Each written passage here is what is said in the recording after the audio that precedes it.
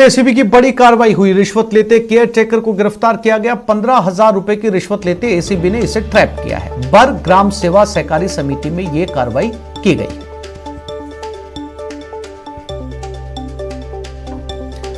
तो पाली में एसीबी की कार्रवाई 15,000 रुपए की रिश्वत लेते हुए बर ग्राम सेवा सहकारी समिति में यह कार्रवाई की गई और रिश्वत लेते हुए केयर टेकर को गिरफ्तार किया गया।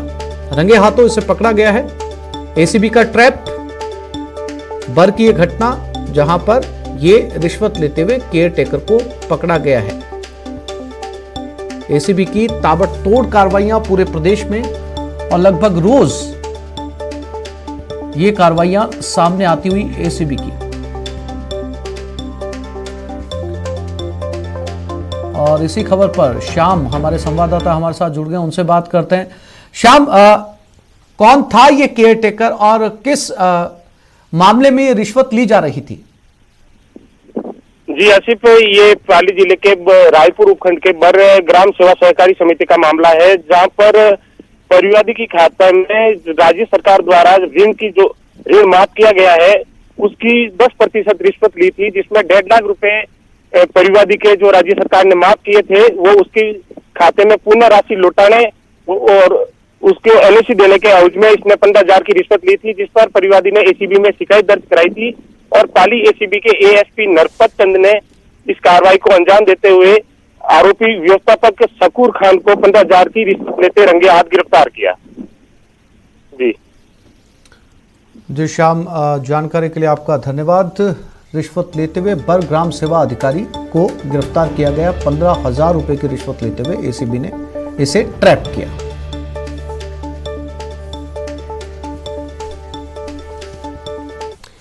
और बाड़मेर में तुगलकी फरमान जान पर भारी। कथित पंचों के फरमान से तंग आकर आत्महत्या कर ली गई। 5 दिन से शव लेकर धरने पर परिजन बैठे हैं। आरोपियों पर कार्रवाई की मांग की जा रही है। वार्ता के लिए प्रशासनिक अधिकारी पहुंचे हैं। सुसाइड नोट के आधार पर कार्रवाई नहीं हुई।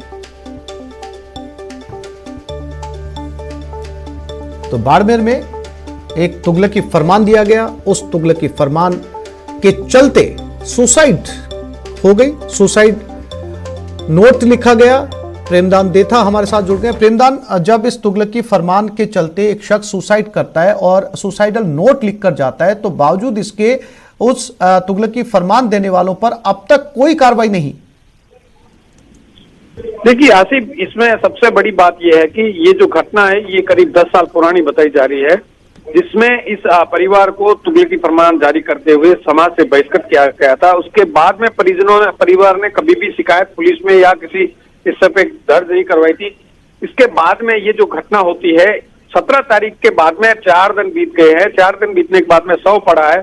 हालांकि इस मामले को न्यूज 18 ने जैसे ही गंभीरता से इसको उठाया, उसके बाद से अब प्रशासनिक अमला जो है वो सक्रिय हुआ है। मैं आपको बताना चाहूंगा कि इस परिवार से वार्ता के लिए बाड़मेर से जिला स्तरीय अधिकारी रवाना हुए हैं।